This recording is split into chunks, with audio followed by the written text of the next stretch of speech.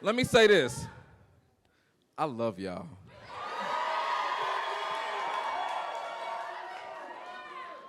I'm so grateful to be on this stage at this moment with you, with the Commonwealth of Kentucky. So many people doubt us. They don't believe change is possible in the Commonwealth of Kentucky. We've proven the doubters wrong, y'all. So let me do this the right way. A lot of y'all know me, but let me introduce myself properly, okay? My name is Charles Booker Jr. Some of y'all know me as CJ. Some even call me Chuck. I'm a proud husband to an incredible lady.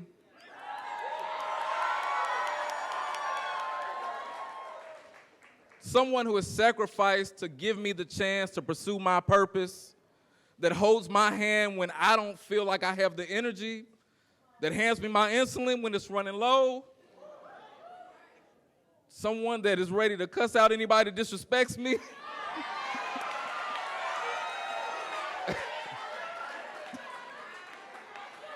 I'm the proud son of evangelist Arletta Hearn, my mama. And I need her to come up here first. I need y'all to hear from my shero, the lady that allowed for me to believe in myself. Come on up here, mama. Y'all excited? Are y'all excited? Did we do this? Did we do this? Come on, somebody. Make some noise in this place. Act like you happy. Act like you excited. Come on, somebody. Hey! Woo! If you don't know, as my son said, I am an evangelist. And so wherever I go, I let people know who I am and what I'm about and who I serve. And because we serve an almighty God, that's why we stand here today. And without him, we can do nothing. All things are possible to them that believe.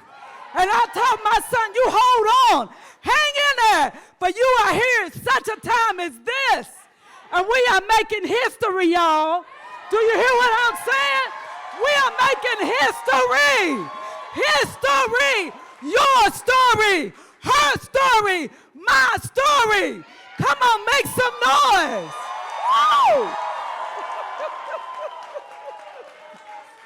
Woo! Woo! So he messed up when he gave an evangelist a mic. But y'all know where he gets it from. This has been a journey.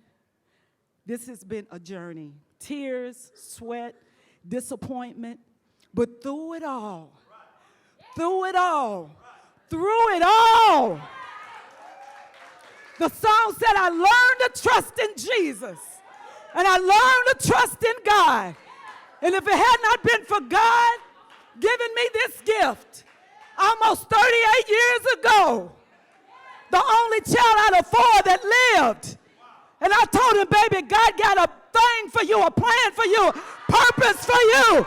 And he's walking in his purpose, walking in his ministry.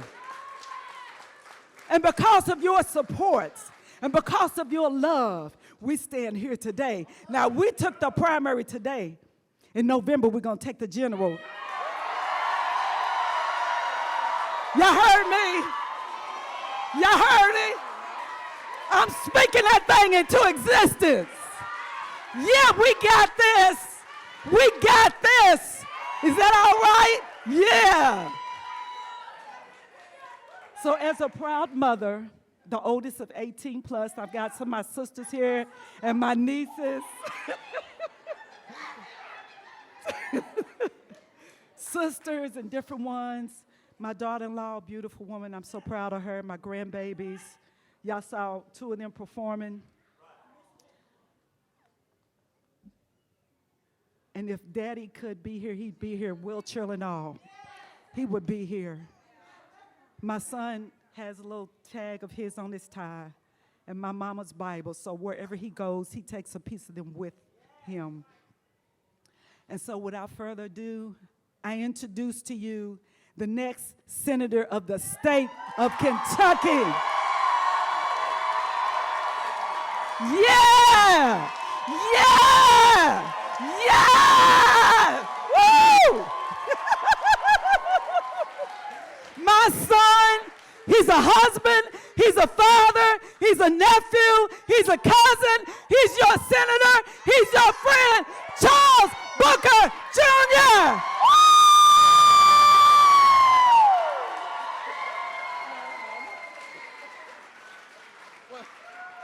Y'all see where I get it from, right? Listen, I'm so proud. I'm overwhelmed. I'm sincerely fired up, and I need y'all to take a moment. Take this in. And so my girls are here. Kaylin, you all saw Kaylin kill it. K2 Code. Preston, Princess P. And Baby Justice. I want you all to hear me, okay? And I need you all to take this in. The Commonwealth of Kentucky has never had a black person. The Commonwealth of Kentucky has never had a black person to be the top of the ticket, to be a major party nominee for U.S. Senate.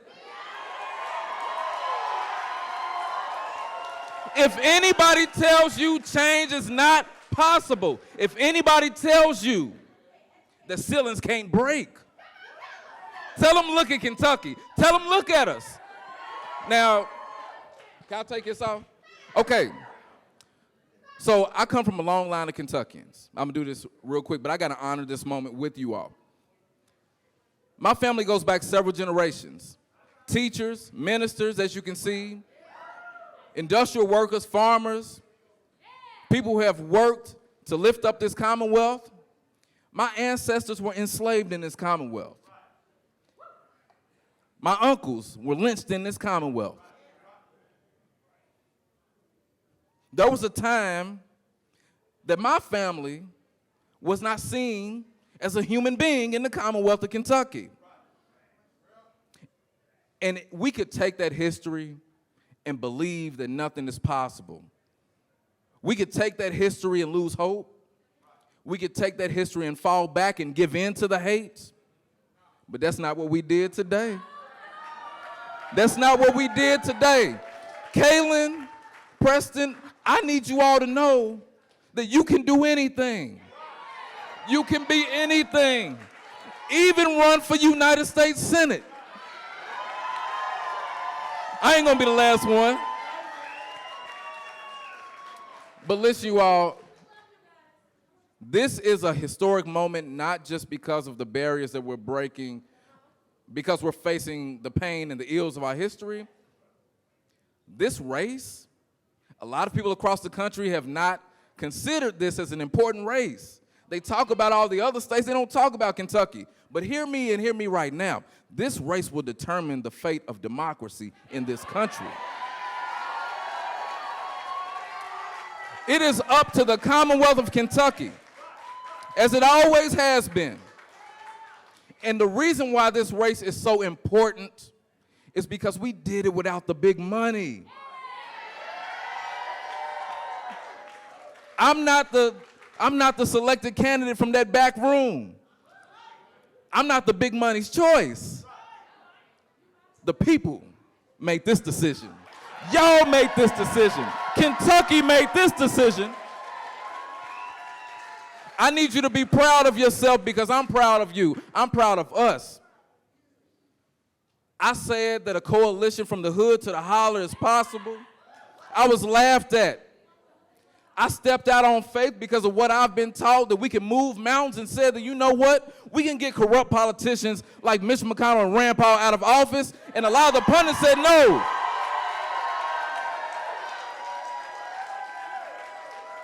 This is years in the making. those teachers in the Capitol building that lifted their voices, those miners that stood on the tracks and said enough is enough, those students that said we need a sustainable future, so we're going to organize. The voices across Kentucky, when Breonna's door was busted down, they lifted their voices up. Regular people who have been counted out and ignored and abandoned and mocked and disrespected, this is for us. And so the reason I'm pouring this out to you now, because we have to know for ourselves that this fight is worth it. There's so much cynicism. There's so much doubt. We see the pain in our country. We see the ills before us. I know you all saw the news. You saw what happened in Buffalo. And the thing that pains me even more is that we had the very same thing happen at a Kroger here not too long ago. The challenges that we face are real, and they're not going to go away by us wishing. They're not going to go away by us waiting for Rand Paul to do something about it. So we are going to lead ourselves.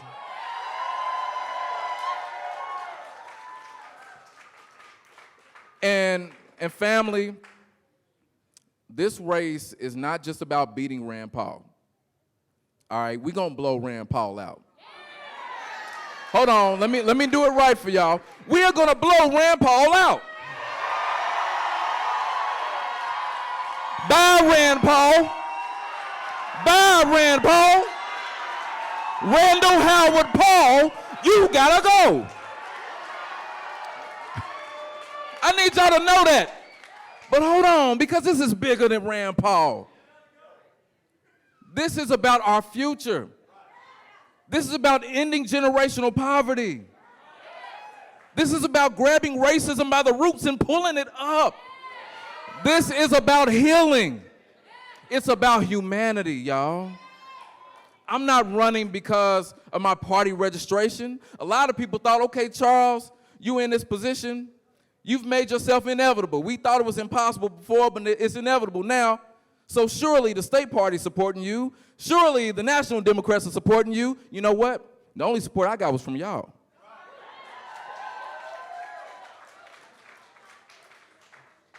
And the work we're going to do to build infrastructure, to inspire new voices, all of you, I hope you feel inspired because y'all inspire me, man. More regular folks running across Kentucky at the state, local, and federal level, lifting up the vision that I call a Kentucky New Deal.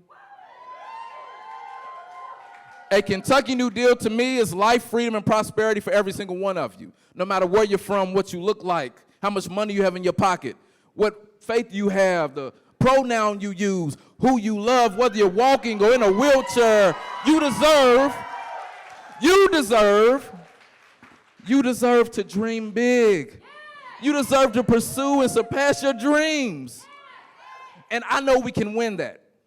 If we invest in our people, if we invest in our infrastructure, if we make democracy real, if we make justice real, we can win that future. A Kentucky New Deal is our vision to do that. And so we're going to be organizing on the issues that we care about. This is not about party.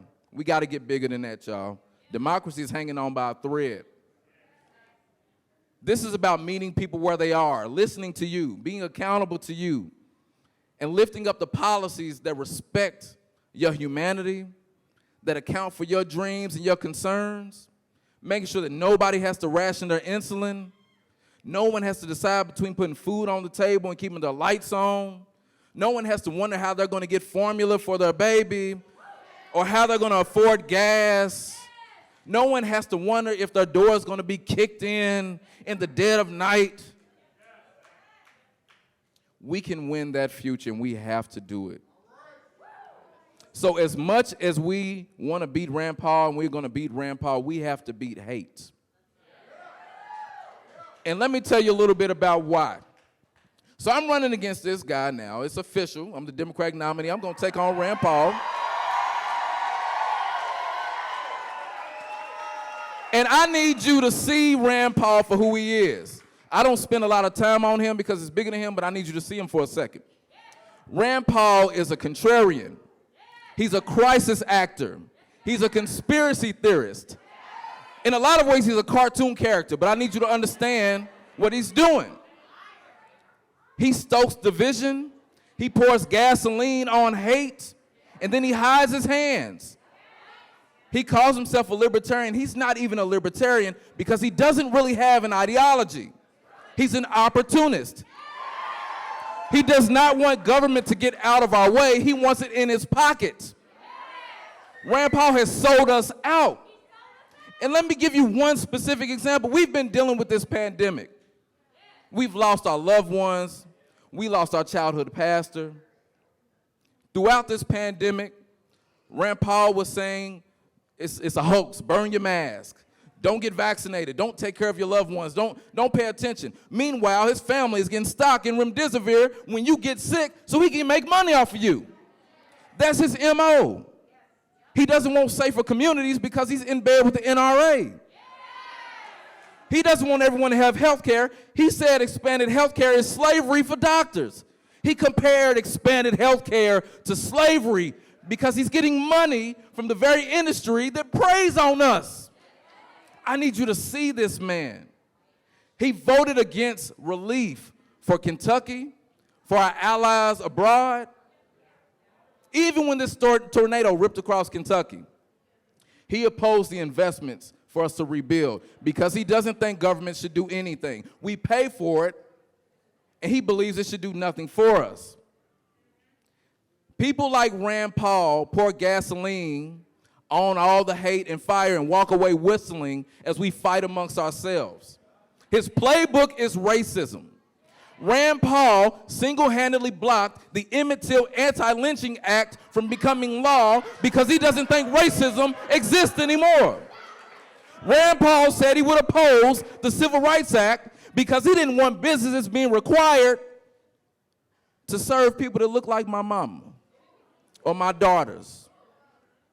Man, this guy is dangerous. A lot of people laugh at Rand Paul. I need you to know he is cutting that thread that democracy is hanging on right now. We know Mitch McConnell's whacking it with an axe, but I need you to know that Rand Paul's cutting that thing too. And when we beat him, we're gonna make sure that Mitch McConnell is never the majority leader again.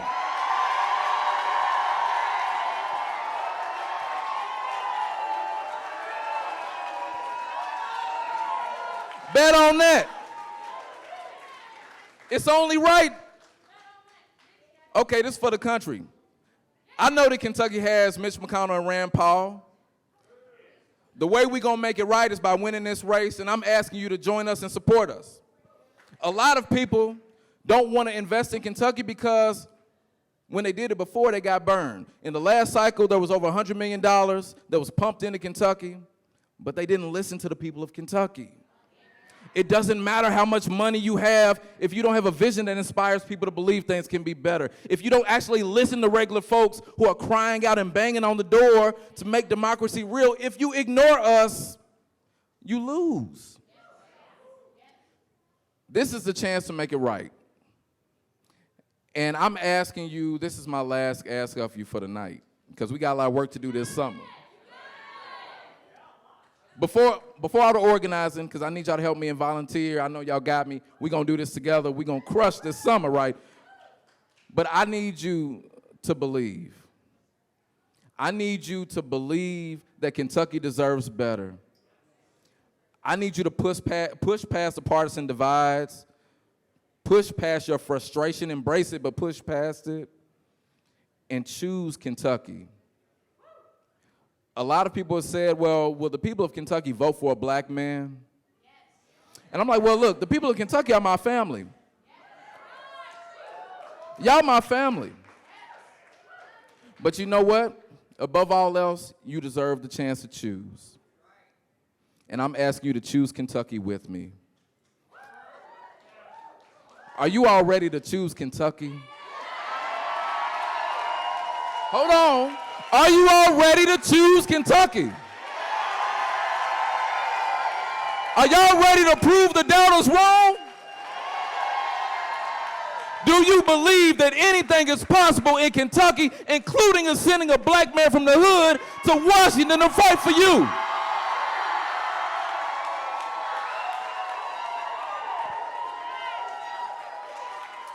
I love you. I'm honored to have your support. I promise you I'm going to earn it. I'm going to turn my shoes up. I'm going to wear my voice out. I know my wife's going to hold me down, so I'm going to give my all to you. We going to win this race in November. Y'all think we celebrating right now? Wait till November. Let's go. Bye, Rand.